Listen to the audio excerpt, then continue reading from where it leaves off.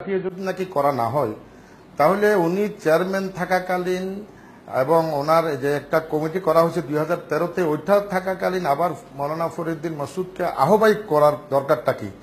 যেখানে মৌলানা ফরিউদ্দিন মাসুদের জনপ্রিয়তা, উনি ব্যক্তি হিসাবে আমি ওনাকে ব্যক্তিগতভাবে ওনাকে অনেক উনি বড় আলেম হিসেবে চিনতাম, ওনাকে জানতাম, তবে বর্তমান সময়ে ওনার জনপ্রিয়তা একেবারে শূন্যের কোটায়। সরকার যেখানে স্বীকৃতি দিবে বা সরকার যেখানে কওমি মাদ্রাসাকে এর মান দিবে, এই আইন করতে জনপ্রিয়তার দরকার কি মাওলানা মাইনুদ্দিন রুহি? মানে জনপ্রিয়তার কেন প্রয়োজন হচ্ছে? মানে উনি তো আর ভোট করবেন না, ইলেকশন করবেন না। জনপ্রিয়তার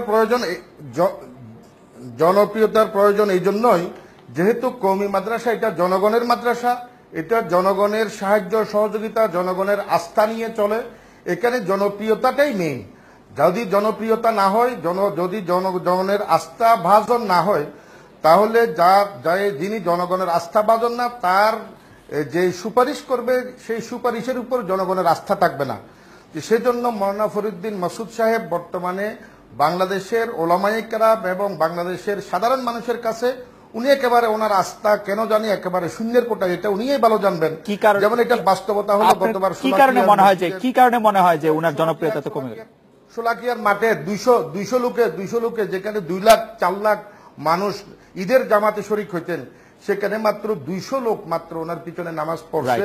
আমার মনে হয় এটাই প্রমাণিত হয়ে যায় যে বাংলাদেশের মধ্যে মৌলানা ফরিদউদ্দিন মাসুদের জনপ্রিয়তাটা কতটুকু ধস নেমেছে। এবং আপনি কি কারণটি বুঝতে পারছেন বা কারণটি বলতে পারবেন আমাদের যে কেন এই জনপ্রিয়তা? মৌলানা মাসুদের প্রণয়ন করা সুপারিশমালাকে কোন অবস্থায় গ্রহণ করবে না, এটা ওলামায়ে কেরাম প্রত্যাখ্যান করবে। মাওলানা মাইনুদ্দিন রুহি, আপনি কি একদম সংক্ষেপে আমাদের বলবেন যে এই জনপ্রিয়তা কমে যাওয়ার কারণ কি? জনপ্রিয়তা কমে যাওয়ার কারণ কি? যেহেতু স্টুডিওতে তো উনি আছেন, উনিও নিজে উনি বিজ্ঞ। আচ্ছা, আমার মনে হয় যে মাওলানা ফরিদউদ্দিন মাসুদের কাছে